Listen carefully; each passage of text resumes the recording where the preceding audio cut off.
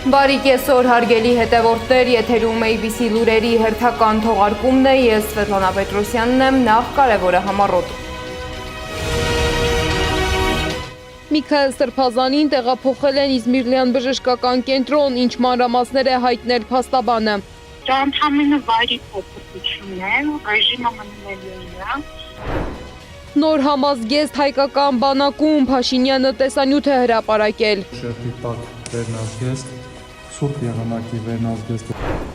Բաքվում ավարտին է մոտենում Ռուբեն Վարդանյանի կեղծ դատավարությունը, ինչու է կրկին մերժվել միջնորդությունը։ Դպրոցները փակվում են, գյուղերը դատարկվում, կրթության բարելավման հակառակ կողմը։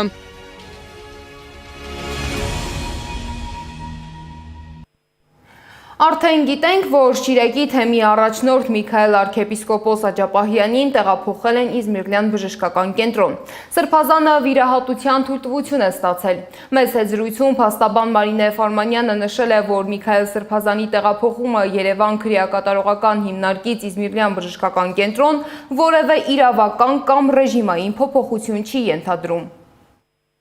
Դա ընդհանրապես վայրի փոփոխություն է, ռեժիմը մնում է նույնը։ Անձը գտնվում է կալանքի տակ, տեսակցությունների քանակը, ինչպես որ նախատեսված է օրենքով, մնում է նույնը, պարզապես նրան բժշկական օգնություն ցույց տալու համար, ինքը այս պահին պահվում է բժշկական հաստատություն։ Մինչ այդ Մայրաթոր Սուրբ Էջմիածինը հայտարարություն է արել անդրադառնալով Սուրբ Պատարագի ընթացքում ամենայն հայոց կաթողիկոսի և թեմակալ առաջնորդների անունների զեղչման հակականոնականությանը։ Հայտարարության մեջ նշվում է, որ նման կամայական կամ դիտավորյալ գործողությունը ոչ միայն խախտում է դարերի ընթացքում ընդհանրական եկեղեցում ձևավորված ծիսական կանոնը, այլև աղավաղում է Սուրբ Պատարագի խորհրդի ամբողջական ընկալումը։ Հիշյալ անունների հիշատակումը Սուրբ Պատարագի ժամանակ համախմբված եկեղեցին դարձնում է առաքելական և ընդհանրական եկեղեցու մաս։ Պատարագչի կողմից եպիսկոպոսապետի և առաջնորդի անունների զեղչումը նշանակում է, որ պատարագիչ եկեղեցականը կասկածի տակ է դնում ուղղափառ հավատքի հիման վրա մատուցվող Սուրբ Պատարագը, քանզի ուղղափառության տեսուչը եպիսկոպոսն ու եպիսկոպոսապետն են, իրեն դուրս է դնում եկեղեցական միությունից, մերժում է եկեղեցու առաջնորդի իշխանությունը։ Իսկ այդ ֆոնին Գյումրու քաղաքապետարանի դիմաց հոկտեմբերի 20-ի դեպքերին մասնակցած երկու քաղաքացու Կարեն և Կարուշ Հովեյանների կալանքի ժամկետը չի երկարացվի, հայտնել է փաստաբան Արսեն Բաբայանը։ Փաստաբանը ընդգծել է, որ սա այն դեպքն է, երբ իրավաբանությունը հաղթում է քաղաքականությանը։ Նա հավելել է նաև, որ իր պաշտպանյալները ազատ կարձակվեն դեկտեմբերի 20-ին։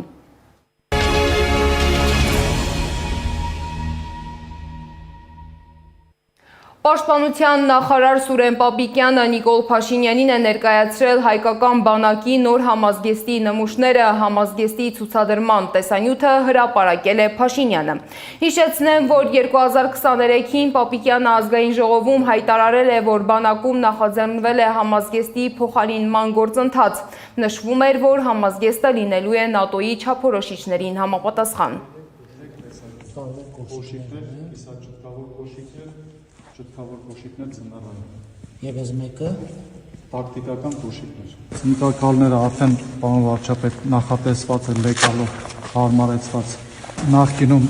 այսպիսի ձևավորում չուներ, փակցվում էր կպչուն ժապավենով եւ տեղաշարժում էր, ներկայիս ապրանքատեսակում արդեն կիրառելի է հենց ցնկակալի մեջ միանգամից ցնկ։ Եվ արմակակալը նույնպես նախկինում ժապավենով փակվում էր, ներկայիս լեկալի դեպքում ամրանում է համազգեստ։ Նիկոլ Փաշինյանի հետ հանդիպումից առաջ պաշտպանության նախարար Սուրեն Պապիկյանը ազգային ժողովում էր։ Խորհրդարանը երկրորդ ընթերցմամբ քննարկել եւ ամբողջությամբ ընդունել է զինվորական ծառայության ժամկետը կես տարով կրճատելու օրինագիծը։ Օրինագիծն ընդունվել է 56 կողմ, 4 դեմ եւ 20 ձեռնպահ ձայների հարաբերակցությամբ։ Այն խորհրդարան էր ներկայացվել հրատապ կարգով եւ վերաբերում էր միայն 2026 թվականից բանակ զորակոչվողներին։ Զինված ուժերի համալրումը սկսվելու է 2026 թվականի հունվարի 7-ից։ Ծառայության ժամկետի կրճատումը չի տարածվելու 2026 թվականի հունվարի 1-ի դրությամբ պարտադիր զինվորական ծառայության մեջ գտնվող զինծառայողների վրա։ Հարգելի ազգային ժողով, օրենքի նախագծի վերաբերյալ ազգային ժողովի պատգամավորների կողմից առաջարկություններ չեն ներկայացվել եւ կառավարության նախաձեռնությամբ փոփոխություններ չեն կատարվել։ Իսկ ինչ է կատարվում կրթության ոլորտում։ Արդեն գիտենք, կառավարության ծրագրով մինչև 2026 թվականը պետք է կառուցվեին հարյուրավոր կրթօջախներ։ Սակայն մինչև այժմ կառուցել, նորոգել, շահագործման են հանձնվել դրանց փոքր մասը։ Փոխարենը մարզերում նախատեսվում է փակել տասնյակ դպրոցներ, հատկապես սահմանամերձ գյուղերում։ Մասնագետներն ու ուսուցիչները ահազանգում են դպրոցների փակումը ոչ միայն կրթական, այլև համայնքային կյանքի սպառնալիքն է։ Ինչ է տեղի ունենում, երբ կրթության բարելավման անվան տակ փակվում են դպրոցներ, մանրամասները ռեպորտաժում։ Ինչ է տեղի ունենում, երբ կրթության բարելավման անունով փակվում են դպրոցները։ Կառավարության ծրագրի համաձայն մինչև 2026 թվականը պետք է կառուցվեն 300 դպրոց եւ 500 մանկապարտեզ։ Մինչ այժմ կառուցվել, նորոգվել ու շահագործման են հանձնվել ընդամենը 60 դպրոց։ Փոխարենը Սյունիքում նախատեսվում է փակել 45, Շիրակի մարզում մոտ 40 դպրոց։ Դա նշանակում է, որ այդ ծրագիրը ձախողված է եւ ընդամենը 20%-ով է իրականություն դարձել, ընդամենը 20%-ով։ Հիմա ինչ վերաբերում է փակվող դպրոցներին, տեսեք, սրան կարելի է միանգամից բերել նաև այդ փակվող դպրոցների թիվը։ Պարզվում է, որ 26 թվականին Հայաստանում փակվելու է 260 դպրոց։ Կա համայնքում դպրոց, ուրեմն կա կյանք, ասում է Շիրակի մարզի սահմանամերձ գյուղի ուսուցչուհին, որի գյուղի դպրոցը նախատեսվում է փակել։ Դպրոցները փակելու եւ միավորելու նախարարության որոշումը մի շարք հարցեր ու մարզային չլուծված խնդիրներ է հանել ջրի երես։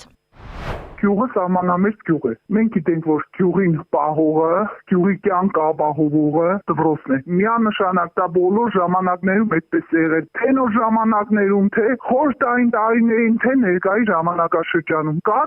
գյուղում համայնք ունի դպրոց, ուրեմն այդ համայնքում կա կյանք։ Չկա դպրոց, հաստատ մի քանի տարի հետո բնակավայրը կդառնա, չգիտեմ, յայլա, ամառանոց։ Նույն մտահոգությունն ունի նաև կրթության փորձագետ Ատոմ Մխիթարյանը։ Նրա խոսքով փակվում են հիմնականում փոքր դպրոցները, որոնք ընդունված է անվանել համայնքաստեղծ։ Փորձագետը պարզաբանում է, ինչու են հատկապես սահմանամերձ գյուղի փոքր դպրոցներն այդպես կոչվում։ Որովհետև դպրոցի շուրջը կառուցվում է հենց համայնքը։ Դպրոցը հանեցիր այդ գյուղից, գյուղը դատապարտված է դատարկման։ Եվ մենք ունենալու ենք այդպիսի 260 դպրոց, պատկերացրեք, թե ինչպիսի աղետալի իրավիճակ կունենանք, առանց այդ էլ հետընթաց ապրած կրթական համակարգով, գրեթե 0-ին հավասարվող կրթության որակով։ Մյուս խնդիրը երեխաների եւ ուսուցիչների գյուղից գյուղ տեղափոխվելու հարցն է։ Մանավանդ Շիրակում ձմռանն այդ խնդիրն ավելի է սրվում։ Կրթության, գիտության, մշակույթի եւ սպորտի նախարարությունից պնդում են, գիտեն ինչպես կարգավորել խնդիրը։ Այդ պայն հլը ենթակառուցվածքները, այս պայն հլը դպրոցը ավազին չէ, ըստ իրենց ծրագրի, իբր արդեն 25-26 ուստարի, պետք է նորակրթահամալիրում անցկացվի, բայց այս պայն հլը դպրոցի աշխատանքները շարունակվում են։ Մեկ, դեռ ավարտին չի էլ հասել։ Դպրոցի ավարտից հետո հլը պետք է լինի ենթակառուցվածքներ։ Այս պայն, որը իրոք շատ մեր մոտ մանավանդ խնդիր է։ Ընդամենը այնպիսի վատն են ճանապարհները, որ անընդհատ թե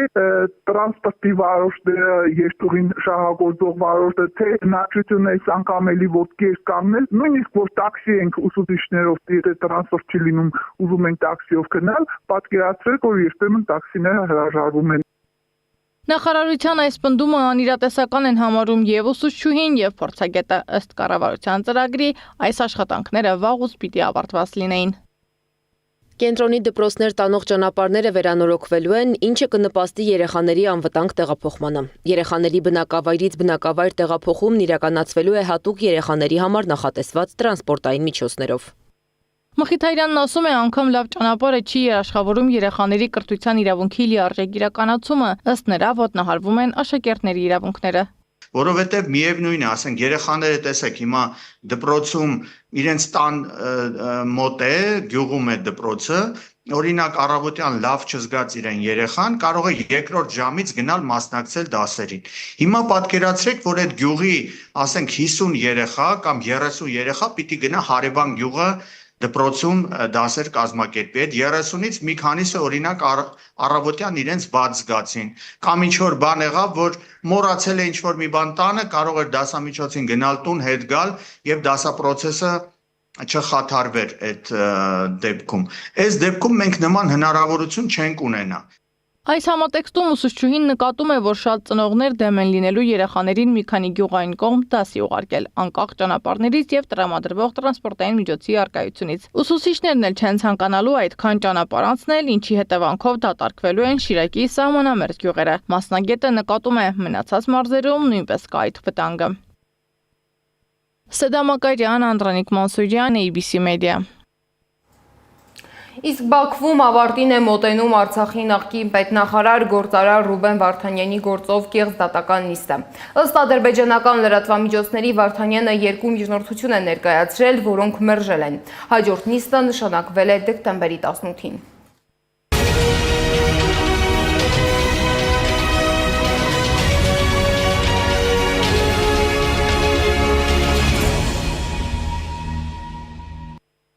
Միջազգային լրահոսից Իսրայելական օդուժը հերթական հարվածն է հասցրել Լիբանանի տարածքում։ Իսրայելական ԱԹՍ-ն Լեռնային Լիբանանի շրջանում հարվածել է մեքենային, ինչի հետևանքով 1 մարդ զոհվել է։ Լիբանանի իշխանությունը բազմիցս նշել է, որ Իսրայելը շարունակում է համակարգված խախտել իրենց երկրի ինքնիշխանությունը, չնայած հրադադարի մասին համաձայնագրին։ Իսրայելական բանակն էլ իր հերթին հայտարարում է, որ հարվածները հասցրվում են Հեզբոլլահ շարժման ռազմական ենթակառուցվածքներին։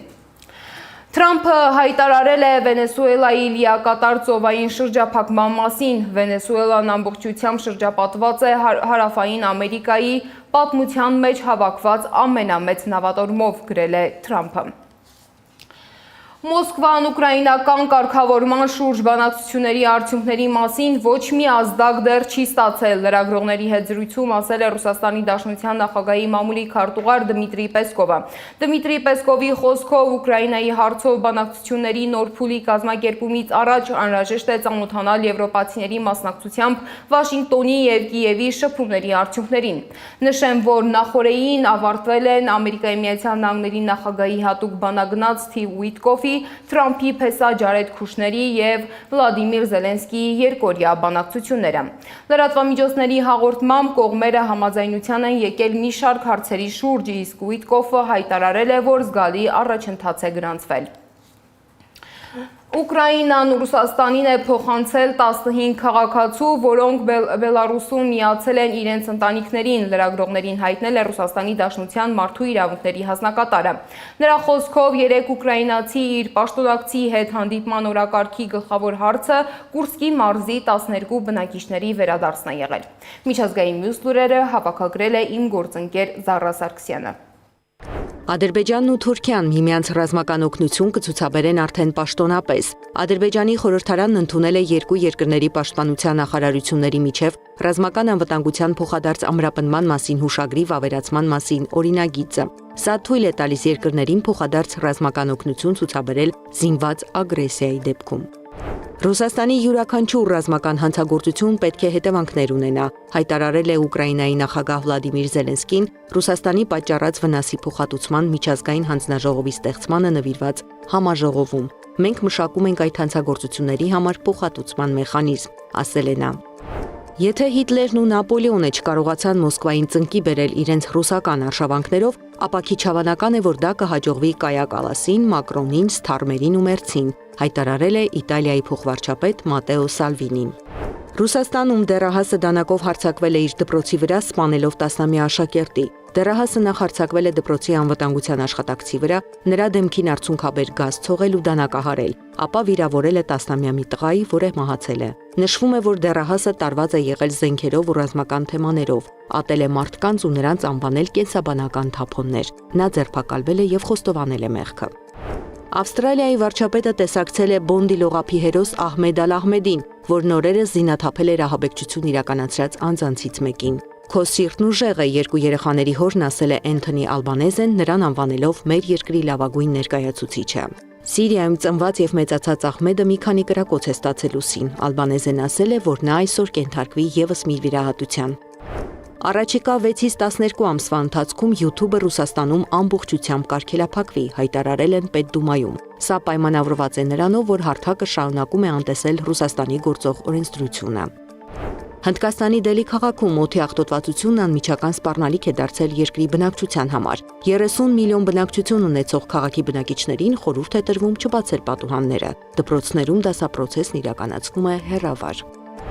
Եվ վերջում, Տիտանիկի, Տերմինատորի, Ավատարի ռեժիսոր Ջեյմս Քեմերոնը դոլարային միլիարդատեր է դարձել, գրում է Forbes-ը։ Ռեժիսորի նվաճմանը նպաստել է նրա նոր Ավատար, Հուր եւ Մոխիր ֆիլմի հաջողությունը կինովարձույթում։ Զարա Սարգսյան, Նոնա Գևորգյան, ABC Media։ Եվ վերջում Պեկինի թանգարաններից մեկում երեխան կոտրել է 2 կիլոգրամանոց մաքուր ոսկուց պատրաստված թագը։ Մասնագետները փորձում են հաշվարկել վնասը, որը տատանվում է 28,500-ից մինչև 57,000 դոլարի սահմաններում։ Այս ժամի համար նախատեսել էինք այսքանը, շարունակեք հետևել մեզ YouTube-ում, Facebook-ում, Telegram-ում, WhatsApp-ում, Instagram-ում, TikTok-ում կամ այցելեք մեր պաշտոնական կայք 3w.abcmedia.am։ ABC լուրերի հաջորդ թողարկումը եթերում կլինի ժամը 15-ին, տաղավարում կաշխատի իմ գործընկեր Գառնի Մութաֆյանը։ Ես Սվետլանա Պետրոսյանն եմ, բոլորիս արդյունավետ աշխատանքային օրվա շարունակություն։